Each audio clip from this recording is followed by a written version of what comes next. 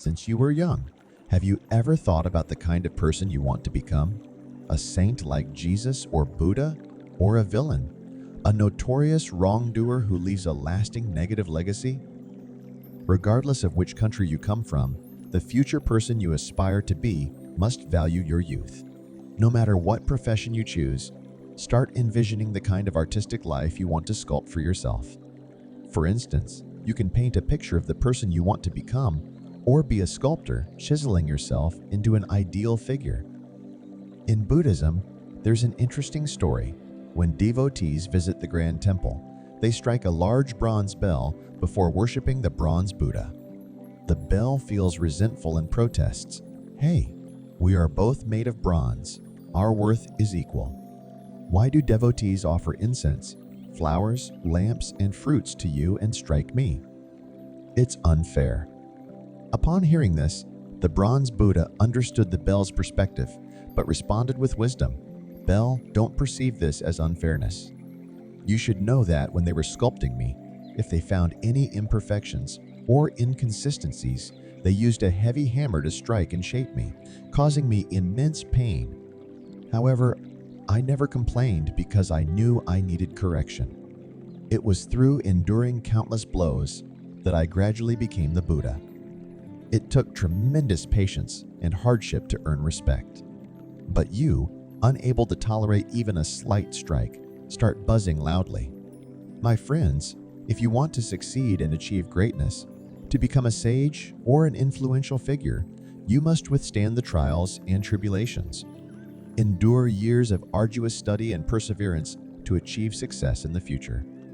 Therefore, to attain success, you must temper your determination through various forms of discipline and practice. Hardship provides us with growth, learning, and nourishment. As the saying goes, through hardship, one becomes superior. Happiness, wealth, or any ideal in this world won't simply fall into our laps. We must endure, work hard, and persevere to attain them. Others can influence you only to a limited extent. How many years can your parents educate you? How much can teachers at school teach you? Ultimately, it is you who can shape yourself into the person you desire to be. Take a moment to contemplate. Of course, I'm not suggesting that you become a doctor. However, when you have a headache, how do you treat it? When your eyes, ears, nose, tongue, or body have minor issues, how do you seek healing? How can you recover and restore your overall well-being? Some people have minor illnesses, but they don't care at all. They continue to work and carry out their tasks as usual. On the other hand, some people haven't even fallen ill yet, but they loudly exclaim, "Oh no, I'm sick." They only want to rest and take time off. According to Buddhist scriptures that guide practitioners, one should embrace a little illness in their spiritual journey. It is through this that we understand the importance of life and strive to move forward. When we experience illness, we realize the urgency of accomplishing what we want to do.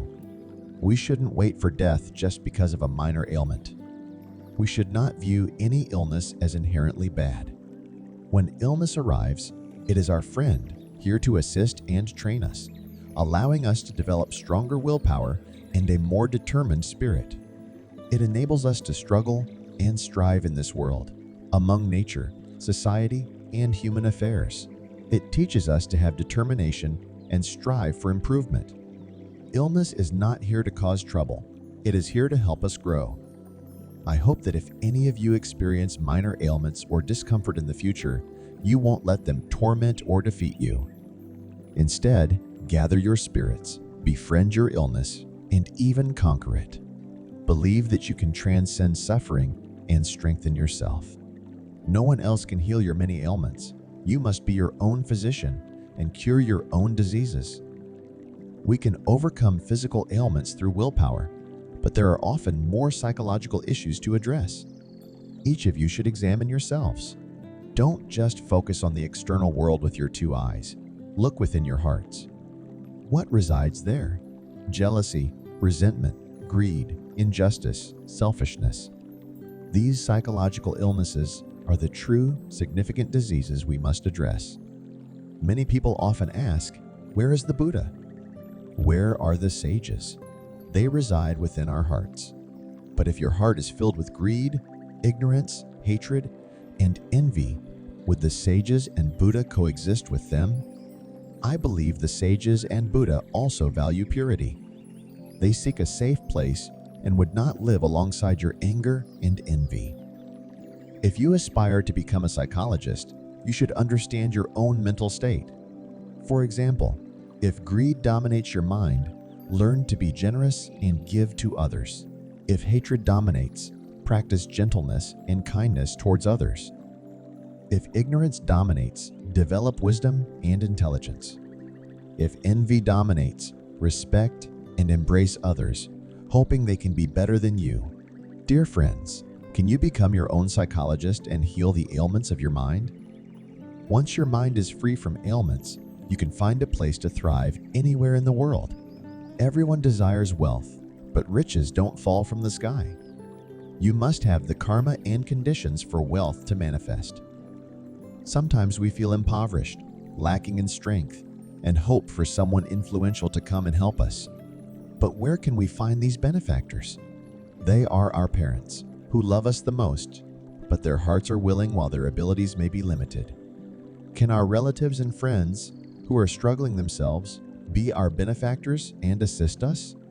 Therefore, the one who can truly help us is ourselves. Be your own benefactor. This is the most important thing. In Buddhism, we often see believers carrying prayer beads. You ask them, what do you use the prayer beads for? And they respond, I recite the name of Avalokitesvara, Guanyin. Have you ever seen an image of Avalokitesvara? The Bodhisattva also holds a string of prayer beads. What does the Bodhisattva recite with the beads? The Bodhisattva also recites the name of Avalokitesvara. Why does Avalokitesvara recite the name of Avalokitesvara? Because it is better to rely on oneself than to rely on others. Therefore, it is more important to be your own benefactor than to seek benefactors. However, becoming your own benefactor is not something that can be achieved through mere words. It requires certain conditions. A benefactor is someone who brings joy, respect, and gratitude to others. To be a benefactor, you must cultivate compassion, generosity, service, and the ability to help others. You need patience, morality, integrity, and knowledge. When your own conditions are complete, then you can truly be a benefactor. In this world, nothing is gained without effort. The principle of cause and effect is at work. You reap what you sow. Whatever seeds you plant will determine the harvest you receive. You may not become agricultural experts in the future, but you must understand the concept of sowing seeds to grow fruits and planting seeds to blossom and bear fruit. This law of cause and effect cannot be ignored. There is a saying, you must sow what you want to reap. In Buddhism, the relationship of cause and effect is highly valued, and it is unfailing. Everything in the world can deceive us except cause and effect. In terms of time, cause and effect have what is known as the three-time result. Just like a farmer who sows seeds in spring and reaps the harvest in autumn, this is a one-year cycle of cause and effect. Some seeds may take a year or two to bear fruit, and some may take 8 or 10 years. This is the result of cause and effect over multiple years. So good deeds bring good results. Bad deeds bring bad results. Nothing goes unaccounted for. It's just a matter of time. However, not everyone understands the law of cause and effect. People often have mistaken views about it. For example, someone may say, look at that person. They are genuinely good. So why are they poor and destitute? Isn't there any cause and effect? This is the law of cause and effect. Cause and effect are like a bank account. Just because you do good deeds and are a good person doesn't mean you will be given money. If you are poor, it depends on the seeds you have planted. You may think, I do good deeds, I am a good person, but I encounter misfortunes. I face financial difficulties, I am oppressed in politics. Why doesn't heaven protect me? Meanwhile, Many wicked individuals enjoy wealth and glory. Well, this is also the result of cause and effect. Why? Although those wicked individuals may have done evil, their bank account is not empty yet. The bank cannot say you are a bad person and refuse to give you the money. But once it's all used up, troubles will arise. Some people say, I recite the Buddha's name, hoping to become wealthy. I have faith, hoping for peace. This is a mistaken belief. You must understand that wealth is the result of economic cause and effect. To have good health, you need the cause and effect of health. You need exercise, nutrition, and health care. You can't expect to recite prayers and have the Buddha bless you with good health. Without the cause, where will the effect come from? In the fields, without sowing seeds, can you expect a bountiful harvest? Can you throw a stone into the water and expect it to float just by praying to the Buddha or the divine? These expectations go against the laws of cause and effect. Therefore, my friends, we must understand that without sowing seeds, there will be no results. We cannot have unreasonable demands or misconceptions about cause and effect in faith. We should strive to be social scientists. While society is complex, we should aim to maintain simplicity within ourselves. In the midst of complexity and differences, we should seek equality. We need to unify ourselves through self-improvement. My friends, you may believe that this world is unfair, and you may have experienced numerous grievances and setbacks that make you feel society is unjust towards you. But have you considered what contributions you have made to society? Your clothing and meals are provided by your parents and family.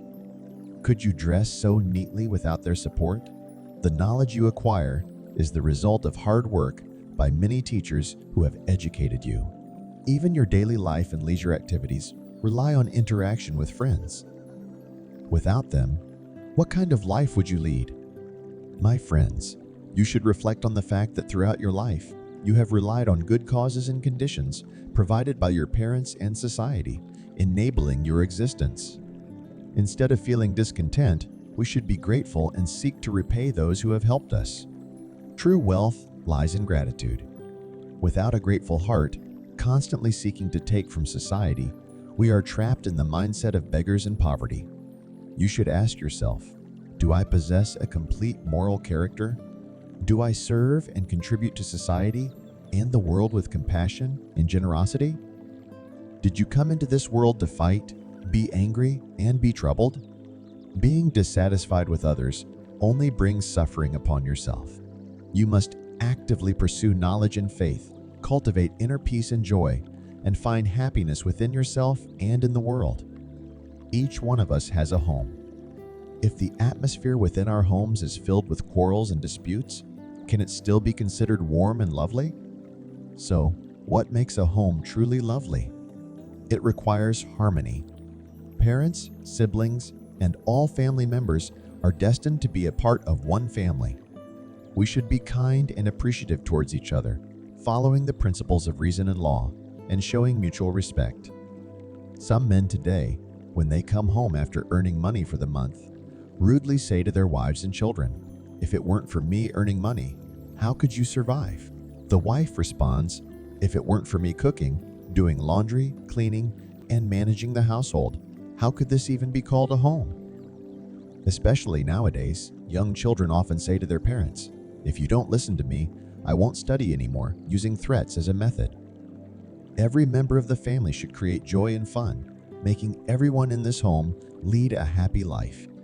A family is meant to be a warm nest, our own heaven. But harmony within the family is not enough. When we work, make friends, and handle affairs in society, we must treat others with respect, tolerance, kindness, and courtesy.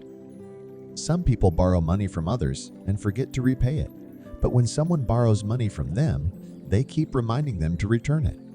What I mean is, when others treat us with countless kindness, we quickly forget, but when we do even the slightest good for someone else, we hold on to it, thinking they should repay us. My friends, as you navigate through society, carry a heart of great tolerance. The saying goes, greatness lies in tolerance. The greater our capacity for understanding and forgiveness, the greater our achievements and success. We must respect and be tolerant towards friends, superiors, and everyone else. It is said, one who respects others is respected in return. People should not be in opposition to one another. We are interconnected, intertwined with each other. The relationship between you and me will never be severed. In this world, despite various differences in language, culture, skin color, and customs, no matter how many diverse ethnicities there are, whether they are from the East or the West, we will encounter one another. We are all destined to meet. From finding joy within ourselves, to reconciling with friends, to fostering happiness within our families, to achieving social harmony, and ultimately attaining world peace. In today's world, whether they are religious leaders, politicians, philanthropists, or educators, all advocate for world peace. But can we truly achieve world peace? The world won't naturally become peaceful. However, despite the conflicts, oppositions, injustices, and inequalities prevalent in the world, it doesn't matter. Our hearts should remain calm and peaceful. The saying goes, if the hells are not empty, I vow not to become a Buddha. Will Bodhisattva Kshitigarbha not attain Buddhahood? Can hell be empty? Yes, it can. In reality, Bodhisattva Kshitigarbha's mind has already become empty. Whether hell is empty or not is a matter of external circumstances. In Bodhisattva Kshitigarbha's mind, in the spiritual realm, he can attain emptiness. He has no sins, and he can achieve enlightenment. My dear friends, as you venture and navigate through the world, if you encounter injustices and unfairness, don't mind it too much. Don't dwell on it. As long as our hearts are fair, why fear an unfair world? Humans can look up at the sky, stand firmly on the ground, and straighten their backs. Unlike other animals that face downward, it is because humans have thoughts that they are considered the most intelligent beings. Horses and cows have water and grass, but they don't need to think. Lions and tigers sleep when they are full, without any thoughts. However, humans are different. Since you have become the most intelligent being, how should your thoughts be? Sometimes we can ask ourselves, where do I come from? Where will I go in the future? Will I come to this world again? Have you ever thought about these questions? From a temporal perspective, seasons come and go. After winter passes, won't spring come again? From a material perspective, tables, chairs, and houses exist, but they also deteriorate and become empty. When they become empty, do you think they cease to exist? If a building collapses, a new one can be constructed in its place. Empty does not mean non-existence. Rather, it allows for creation. Because of the existence of an empty space, there can be countless phenomena, beings, and things. If your pockets are not empty, where do you put your money? If your stomach and nostrils are not empty, can you continue to live? Therefore, philosophers generally value human beings for having thoughts and imagination.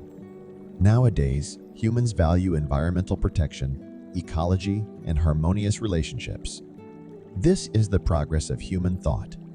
Speaking of thoughts, in the Catholic faith, God resides somewhere. Where does the Buddhist leader, Gautama Buddha, reside? In my opinion, God is not a human, but a deity. God created all things, but God is also created by humans. If there were no humans to create God, then who would be God?